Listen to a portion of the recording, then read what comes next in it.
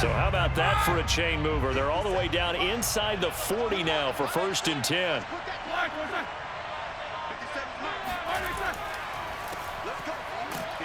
And if there was a lane there, it closed up quickly as he stopped for no gain. 2nd down.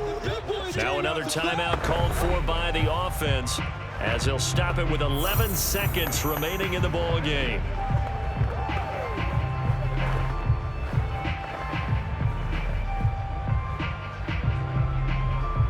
So after the run for no gain, here's 2nd and 10. They run with Harris. And he'll take this one down to the 36. And now with 6 seconds remaining, they're going to burn their final timeout.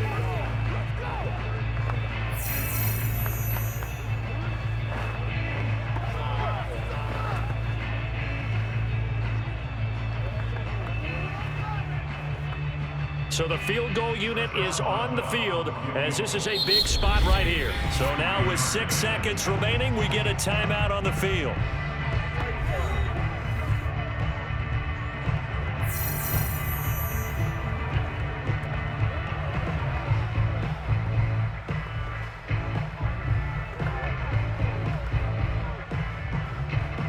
So now one of the biggest kicks of the night is forthcoming.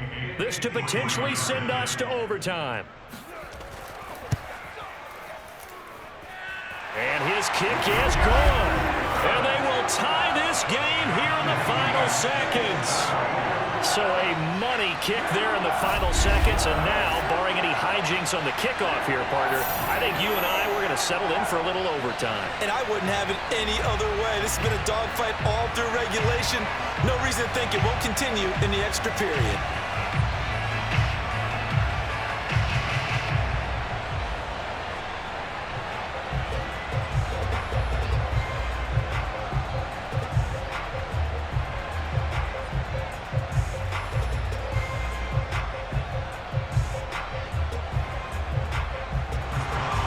Set to go now with the kickoff. These two teams all even again as we continue in this wild 4th quarter.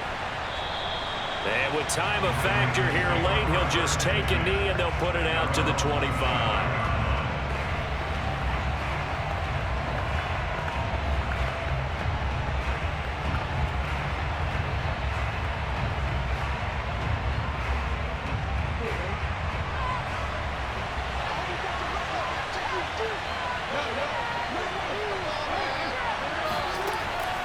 Now Lewis here on 1st down. And he will lose yardage and be backed up to the 24. So 4 quarters wasn't enough, and we are off to overtime. Don't change that dial. So a little teaching moment here. Overtime rules. Remind us how this goes, partner.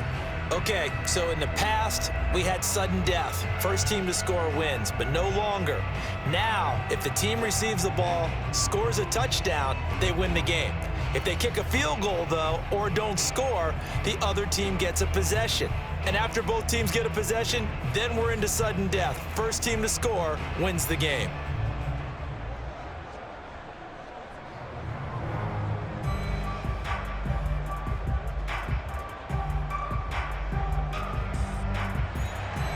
So a tie ball game here as the kick's away. Taken at the goal line. And a good return as he'll be stopped just shy of the 30-yard line. Pittsburgh set to take over again on offense.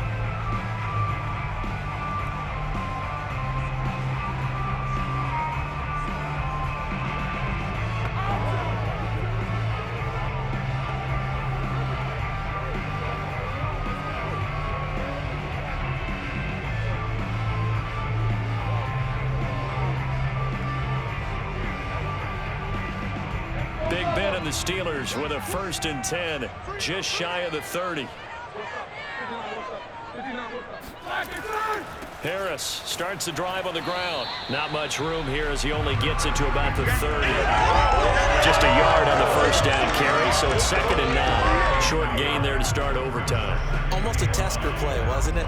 Wanted to see if the guys on defense were going to fit the gaps the correct way, because we're in overtime. So it's not just physical tiredness out there, right? Mentally, are you still doing what you're supposed to do? And they were up to the task on that play. And certainly fatigue on both sides of the football.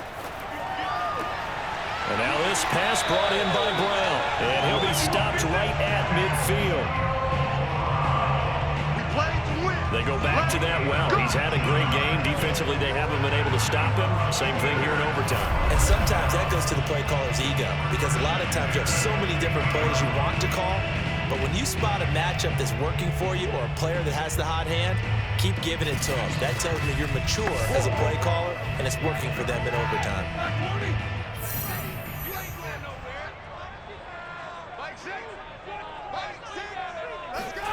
From the midfield stripe, they'll look to throw. This will be caught once again by Brown.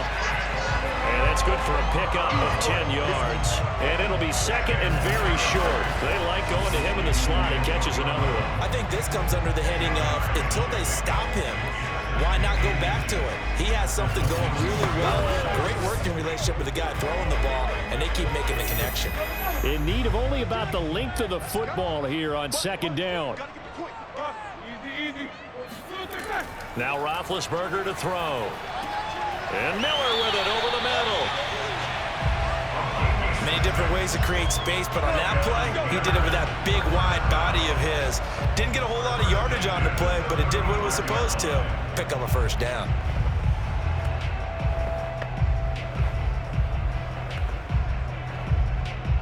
Ball up to the 35 now as they come up on 1st and 10.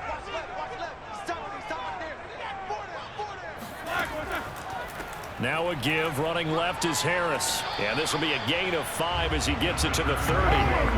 Brandon, 5 yards on that run. Let's get back to the huddle and make sure if you're a back, you spend time with your offensive line and give them credit. Hard to move those 300-plus pounders at the line of scrimmage, and they did for a significant chunk of yardage. The first down run got 5. Here's 2nd and 5. They'll keep it on the ground. Harris again. And for one of the few times here today, this run's not going to go anywhere. They'll say no gain on the play there, and now it'll be 3rd down. And the big fella stuffed that one up in a big way. I think doubling him has to be a priority, because you can't move up to the next level if you don't take care of him first. And they need 5 yards on 3rd down here to keep this opening drive of OT alive. Throwing left side here, and it's complete. And he will have a Steelers first down by about a yard as they find a way to convert there on 3rd down and 5. He did not have a catch till that moment. Pretty good time for his first run, though, here at OT. I would agree with that. And just think about how they had to cycle through all the play sheets, right? Tried to find ways to get a lot of people the football. In this case, as you said, he hadn't had a catch all game. Now they find him in a key moment. Really well done.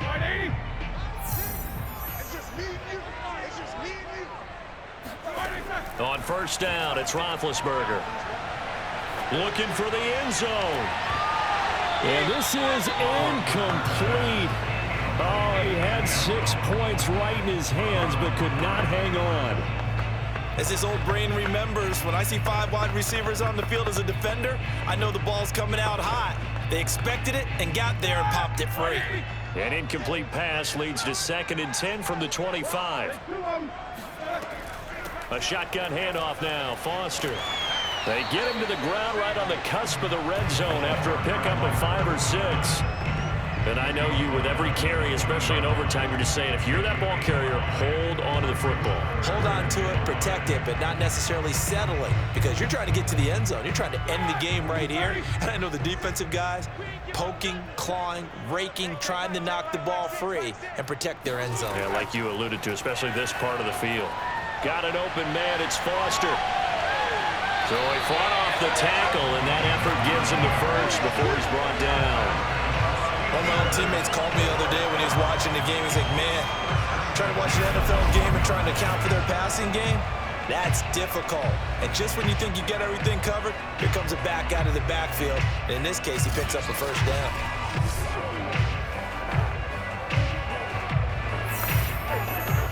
From down at the 12, it's 1st and 10.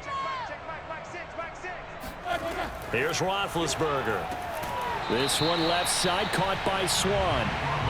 5 yards on the catch there, brings up second down. He decided to run a hitch route. It really helped to have a guy who can turn it loose. And, boy, he rifled one in there on that one. Not much run after catch, but it worked really well. Second down and 5. Now Roethlisberger. To the end zone, but it's incomplete. I'm going to need some help with this one. How did he miss it? Wide open in the end zone. He's not hurried. He's not hit. And somehow, incomplete? Yeah. What happened? During film study, that's one where he's just going to shake his head, not be able to believe it. 6 points go by the wayside on that one. Here's Roethlisberger. Oh, and that's so close to being intercepted. That could have been a big turnover in overtime if he had held on. Instead, though, it is still 4th down.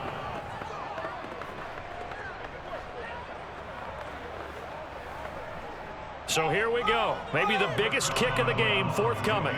This to at least get them a lead here in overtime. And Boswell's kick is good.